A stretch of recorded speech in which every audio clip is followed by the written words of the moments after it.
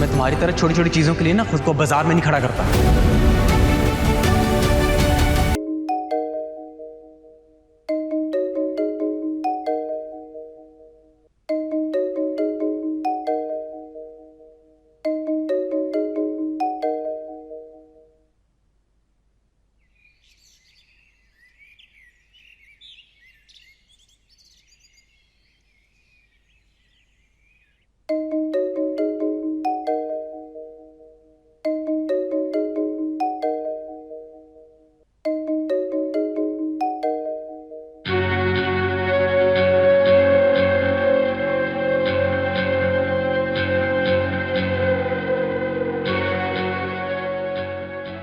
एक बार फिर शही ने मेरी कॉल पिक नहीं की।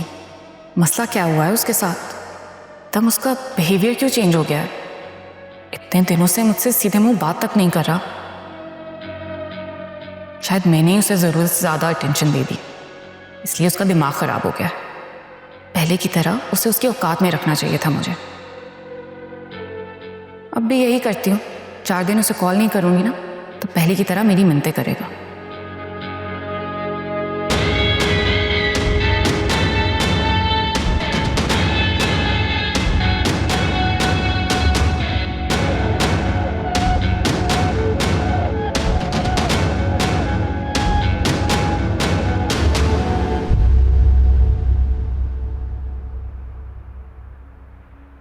Thank you. गजनफर भाई जरा आप मेरे लिए पानी ला देंगे वहां से?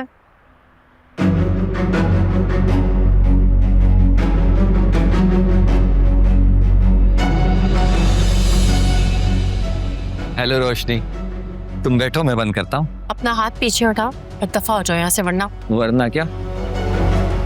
देखो साकिब, देख ही तो रहा हूँ। वो भी इतने दिनों के बाद कहाँ गायब हो गई थी? पता है कितना मिस कर रहा था तुम्हें।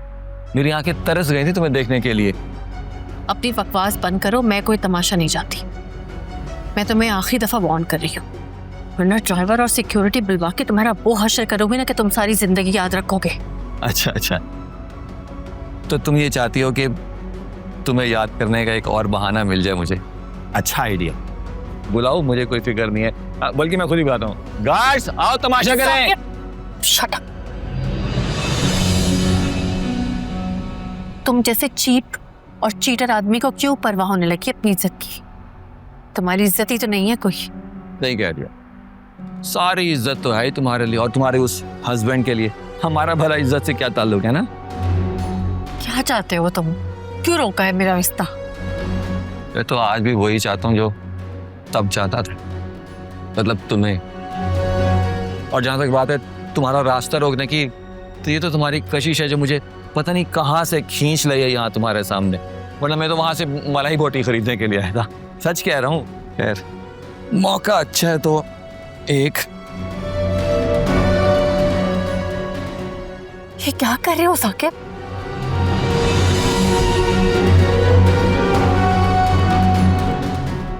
ये क्या कर रहे हो तुम? जाओ यहाँ से। गजनफर भाई, जाओ यहाँ से। अस्सलाम वालेकुम।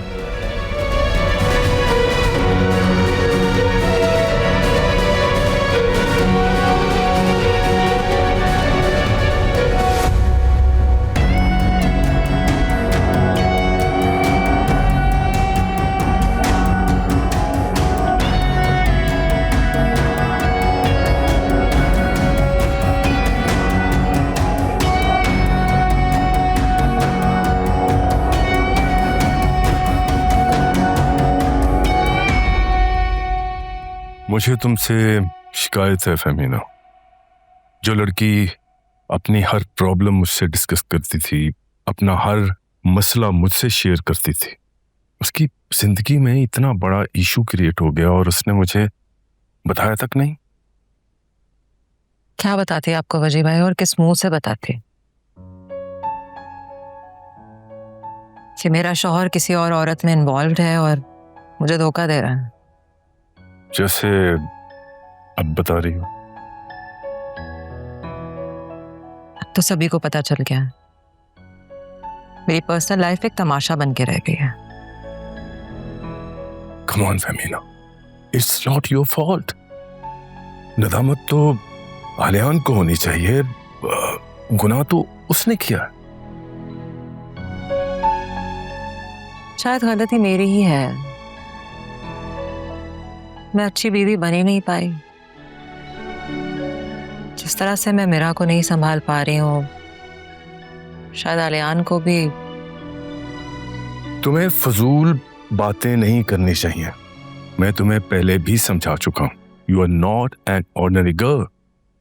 तुम एक बहुत स्पेशल लड़की हो, बहुत मजबूत लड़की हो। अजी भाई, ये मजबूत लोगों को क्या सिर्फ इंसान बनने का मौका नहीं मिल सकता? उन्हें हर वक्त सिर्फ मजबूत ही क्यों रहना पड़ता है? और क्या स्पेशल है मुझ में और एक आम सी घर में काम करने वाली हाउसमेड में क्या फर्क होगा? रोती पीटती, हालात की मारी हुई। शायद उसका शौहर उससे मारता होगा बस, वरना धोखा और बेवफाई तो वो भी ऐसे ही सह रही है जैसे मैं सह रही हूँ। मतलब ये हुआ कि तुमने भी अपनी मेट की तरह फैसला कर लिया है कि तुम कॉम्प्रोमाइज करोगी।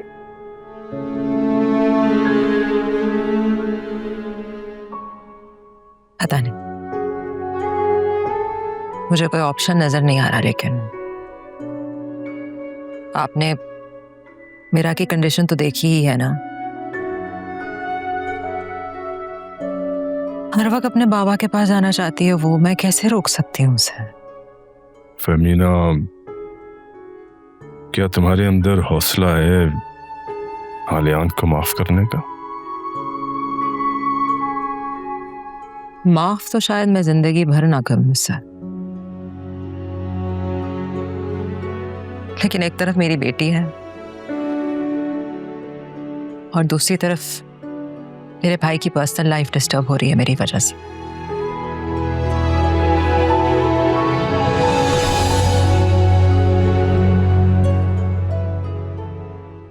वजी भाई, मैं नहीं चाहती कि मेरी वजह से आलियान और वकार की दुश्मनी बढ़ जाए। वकार मेरा भाई है, मेरा प्रोटेक्टर है, और इसके चक्कर में वो आलियान के कारोबार में रुकावटें डाल रहा है। और मुझे डर है कि आलियान फ्रस्ट्रेट होकर रिटेलिएट ना करे।